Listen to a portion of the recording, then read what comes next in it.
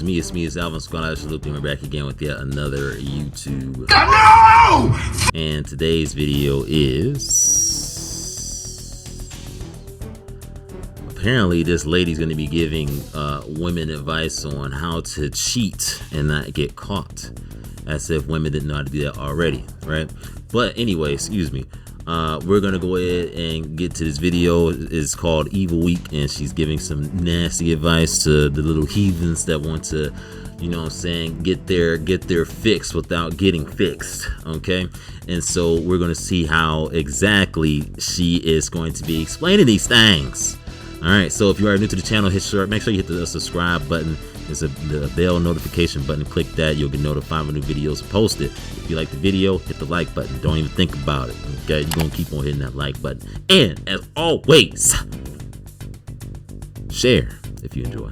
Okay, now let's go ahead and get to it. 7 deadly sins and what we can take from each one of them, because sometimes being good gets a little boring. Isn't it more fun to be bad? Isn't it more fun to be the victor than the victim? I think so. And today, we're going to talk about one of my favorite sins, greed. Not about money, not about possessions, but people.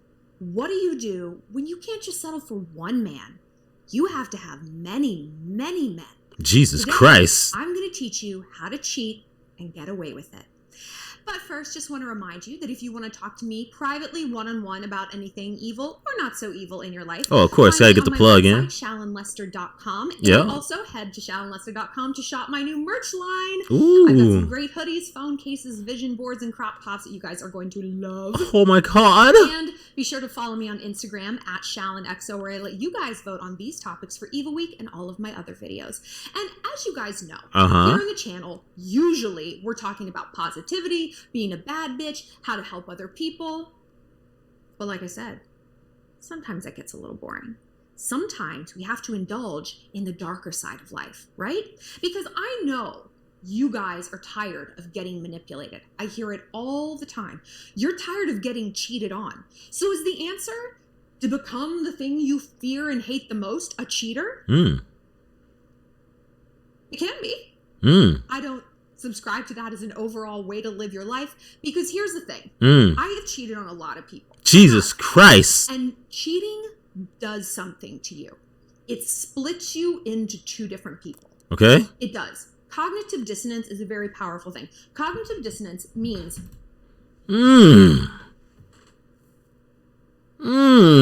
She said cognitive dissonance to justify her cheating. Pay attention. the surroundings, like your circumstances, reality, does not align with what you not only think about yourself, okay, your integrity and your values, right, but most importantly, what you want to be happening, right? And it's very, very hard to be with one person and then have a side dude. And for the purposes of this video, we're going to call them mistresses, because it's very offensive that there's no like male name, like misters. Like, what does that even mean? We're going to call side dudes mistresses, okay? Get on board. It's very difficult to be equally in love with both of them, right? There's going to be resentment on one side or the other, and that can be really torturous for your partner, as you guys have known from being cheated on. So let's say you don't want to be a cheater. Let's say you're starting to watch this video and you're like, I feel bad about myself.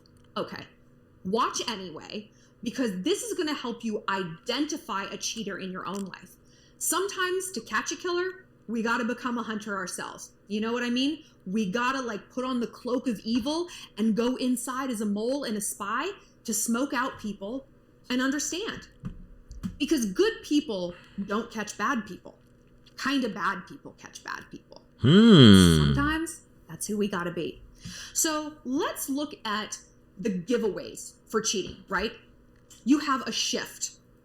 It's not only a shift in like schedule, it's a shift in behaviors, patterns, and most importantly, attitude. When I look back on people who've like cheated on me, because, you know, it happens in both directions. It's not like only I was the villain. It's not like only I was the victim. I've been on both sides. When I look back, it's like the hurtful thing about cheating is not even that like they stuck their dick in someone else. It's my ex-husband said this to me, like I didn't cheat on him, we didn't cheat on each other, but like we were just talking about it. And he's like, the bad thing about cheating is that it means you have been making decisions based on a reality that didn't actually exist. And isn't that the truth? Because you look back after being cheated on and you're like, what a fool. You feel humiliated. But do you though? Humiliated. And do everybody feel humiliated when they engage in adultery? Is that always the case? Okay. Like honestly, let's think about that. Is that really always the case? I don't think everybody that cheats on somebody actually feels bad for cheating on that person, especially depending on the reason. Okay. Stereotypically, usually the woman is cheating for emotional reasons. She feels like she's not getting the same affection from her partner. She feels like there's something missing. And there's this other person that happens to be around that is providing her with this, whatever is the emotional void that is no longer there with her actual partner. She's getting it from this other person. And so now she's starting to indulge in a relationship with that person. Right. And then eventually may end up leaving to go to that person. Whereas the guy, usually they cheat because they just want to play naughty twister with something else. Usually. Sometimes it's emotional, but stereotypically, generally, the idea is that the men are doing it strictly for the pleasures. The women are doing it mostly for the emotional aspect, but possibly the pleasures. This girl here saying that she did it for the pleasures, probably. So even though that's probably not your partner's intent, sometimes it is, though. Sometimes it is. That is the natural consequence. Because, right, sometimes people are just not great at monogamy. They're weak. They're horny. They need a shit ton of attention. They have a flaccid ego. They have poor coping mechanisms. Being alone, being bored, being stressed, whatever. Right. And sometimes people cheat to get your attention. Damn. So people fall into the first category. Poor coping skills, all that. That can be changed. It can. You can work on that. You know? If you're cheating to like stick it to your partner, that's bad. That's toxic. You do things that hurt me accidentally, but if you're doing things to hurt me purposely, there's no coming back from that.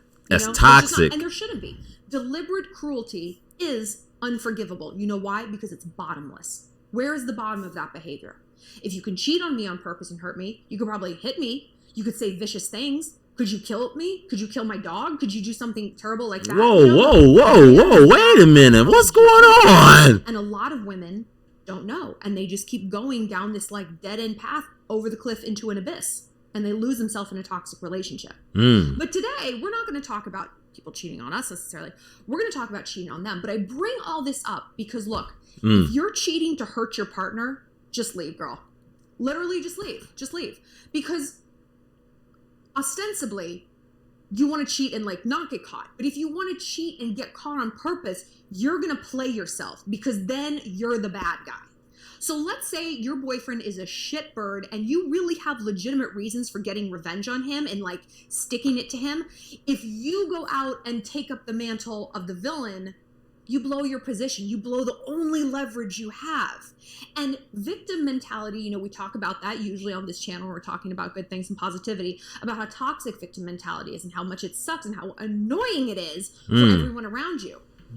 But it's real useful when your boyfriend sucks. You know, you have to hang on to that victim narrative. Do we? That's your power and that's your leverage. Is that the power? Is that the leverage? Let's say you fall into the first category of cheaters I was talking about. Right. People who just kind of like boys. That was always sort of my thing. Like, I love boys and I'm boy crazy and I have been since I was like 6. And like, I really think somebody should have nominated me for some sort of award for staying a virgin until I was almost 22. I mean, given my libido and how much I love boys, like that shit is like in dog years. Okay, I deserved recognition from the Council of Thoughts. I don't know what is wrong with this lady, but I'm confused. The ratio of your horniness. I did, but where was I going with this? Who knows? I am puzzled right now. What was I talking about? What the fuck?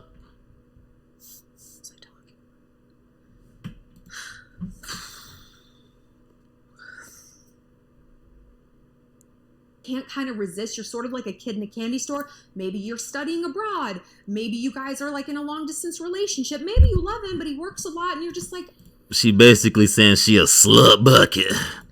First of all, slut bucket. Keep your goddamn mouth shut. Keep your mouth shut. Two can keep a secret if one of them is dead, as the old saying goes. And Jesus no, you Christ. probably can't, or I'm sure you can. You shouldn't kill your mistress. But you also need to zip the lip with your friends, right? Because, like, you think you know your friends and you think they're loyal to you, but people have very different morality in terms of cheating. First of all, I wouldn't dime my friends out to God herself. Like, I keep their secrets forever. Oh. But, like, some people are not like that. Like, right. Some people who come from a family where dad cheated on mom, and if they see cheating, it's like, it's like a Vietnam flashback. Like, they cannot handle it. They will sell you out. So it's really, really important to keep your crimes on the down low. Got to, right? Sink ships. Oh, man. You also need to keep it quiet from your boyfriend. And I know that sounds obvious. Right. But I get a lot of messages from you guys where it's like, my boyfriend dumped me, or we were on a break and I went to a club and made out with this guy and I feel so guilty because now we're back together. Should I tell him? I'm like, no. No. Well, first of all, in that situation, I mean, if you're on a break, then if you and the partner agree to be on a break, you can't really be mad at each other for whatever happens in between that break, right? Break. Aside from somebody getting somebody else pregnant, then that's different. But like, y'all obviously are trying to work things out, and you feel like maybe if you spend some time with some other people while on break, maybe it'll keep things healthy for you all. So I don't think you really have to like say anything about stuff that's going on during breaks, but I guess that's just more on a per basis deal. I don't know, because it seemed like that's the point of the break in the first place. But no, transparency is baloney. Transparency. Don't listen to her. Honesty is the best policy. Let's be transparent. It's capitulation of control. No, it's not. I don't tell anybody everything. Certainly not a boy that I'm dating. Are you out of your mind? I didn't even tell my husband everything. I never told my husband how old I was. Huh? I mean, he figured it out, but like, that's what I don't like to share. I would rather like share. What the fuck? What? That's me, and that's my line in the sand, you know? And like, you have the right to have your own information stay within you. When you go out with a guy, you don't have to tell him your whole history. You don't have to tell him that like you were married or what. No one is owed access to your stories, okay? And certainly not your boyfriend. Because look, you got to level with yourself. If you go out and you slip up and you hook up with someone, I had a guy do this, a boyfriend I loved like 10 years ago. Short. He looking for a stripper. But that's the thing. He's like, I slept with this girl down in Florida. And I was like, why are you telling me this? And he's like, what? I was like, when someone cheats, they're either never going to do it again, or they're going to do it kind of all the time. Information on a need-to-know basis, not just flowing out loosey-goosey and you don't know who knows what and blah, blah, blah. So establish some parameters before you go at You gotta establish the parameters, okay? The key is to establish the parameters so that way you can successfully cheat on one person with the other without ever getting caught. Wow, that is crazy. Wow, that's so wild. Wow. Start having some new the parameters. Have two. Well, you're actually going to only maybe have one. The second one is going to be a variable activity with a loosey-goosey schedule. Loosey-goosey schedule. Because scheduling is a big shift in terms of behavior. It's like she doesn't come home now and like I don't know where she goes after school and blah, blah, blah. So you want to sign up for like two things. Say one's a pottery class, okay? You're doing pottery like every day after work. Then you're going to be like, oh, I'm also doing like CrossFit and like it's hard to get in. So sometimes the only classes are like 8 to 9. It's so annoying. Oh, man. And actually do that so that there's plausible, you know, there's a realism to your lies. You're coming home, you're sweaty or whatever. It's like your body's changing. You can like give normal accountable details because you're actually there. Wow. Sometimes. Not all the time. Because then it's going to give you wiggle room if he gets suspicious. Be like, babe, I know. Just this class opened up, so it's like, I'm sorry, I'm going to go. I don't know why it's that big of a deal. Like it happened last week. What? Also, this lady is out of her mind. if he's busy, he's not going to be paying as much attention to what it is you're doing, right? But, and this is truly evil. This is evil. Are you guys ready for it? You got to start gaslighting him. That is the tool of a cheater. Gotta gaslight them. So we know what gaslighting is. Baby. It's based on this movie in the 40s called Gaslight. Whenever someone's been cheating on me, yeah, suddenly they accuse me a lot of like things that they themselves are guilty of. Why were you talking to Garrett up in the pool for 2 hours? What were you guys doing? I'm like, we were literally doing nothing. You were at work. I don't know. Okay. That's because they're doing something bad. That's crazy. And when people are criminals, they see crime everywhere. Right? Okay. So, if your boyfriend starts to get suspicious, or even before he does, start to gaslight him. Okay. This is evil. Like, this is giving me a sick feeling in my chest because I don't like telling this. That video is absolutely insane, okay? And that's what I gotta say about it, okay? That's what I gotta say about that. Absolutely insane. Absolutely insane. I don't know what else to tell you. That was absolutely insane. You can take from that video whatever you want, okay? But I don't subscribe to that, okay? Men or women. Boy, oh boy. At the end of the day, the important thing is this. You know what I'm saying? You don't need no crazy schemes to cheat. You don't need no iconic methods to cheat. You don't need to be sneaky. You don't need to be like Solid Snake or Sam Fisher in the cheating field. You don't need to be doing any of that nonsense, because all you gotta do is stay single, you filthy motherfuckers, and that's it.